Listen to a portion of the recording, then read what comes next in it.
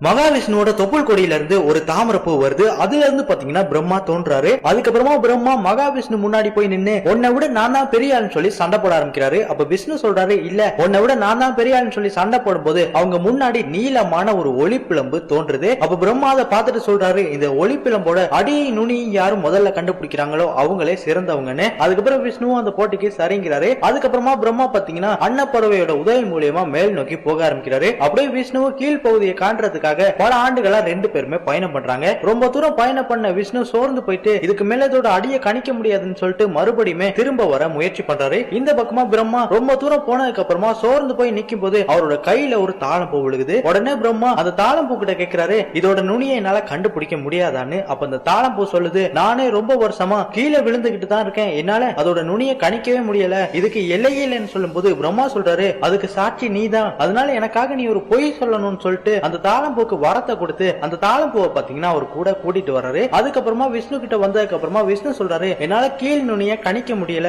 அதுக்கு எல்லை இல்லைன்னு சொல்லும் போது பிரம்மா சிரிச்சுக்கிட்டே, நான் அதோட நுனியை கண்டுபிடிச்சிட்டேன், அதுக்கு சாட்சி தான் இந்த தாளம் பூன்னு சொல்லிட்டு அந்த பூவை கட்டிட்டு, இப்ப புரியுதா உன்னை விட நான் தான் பெரிய ஆளுன்னு. அப்ப அவங்க முன்னாடி பாத்தீங்கன்னா ஒரு பிரகாசமான ஒளியில சிவபெருமான் தோன்றாரு. தோன்றின சிவபெருமான் பிரம்மாவை பார்த்து சொல்றாரு, நீ பொய் சொல்லிட்டு அதோட நுனியை உன்னால கணிக்கவே முடியாது, அந்த தாளம் பூவை காட்டி விஷ்ணுவை ஏமாத்த பாக்குறியான்னு சொல்லிட்டு இனிமே உனக்கு கோயில்கள் கிடையாதுன்னு சொல்லிட்டு சிவபெருமான் ரொம்பவே கோவப்பட்டு பிரம்மாவோட ஒரு தலையை பாத்தீங்கன்னா புடுங்கி எரிஞ்சிடுறாரு. அதுக்கப்புறமா மகாவிஷ்ணு உண்மையையும் பணிவோடையும் இருந்தனால அவருக்கு அருள் புரிகிறாரு. சோ ஃப்ரெண்ட்ஸ், இதனால தான் பிரம்மாக்கு கோயில்கள் கிடையாது.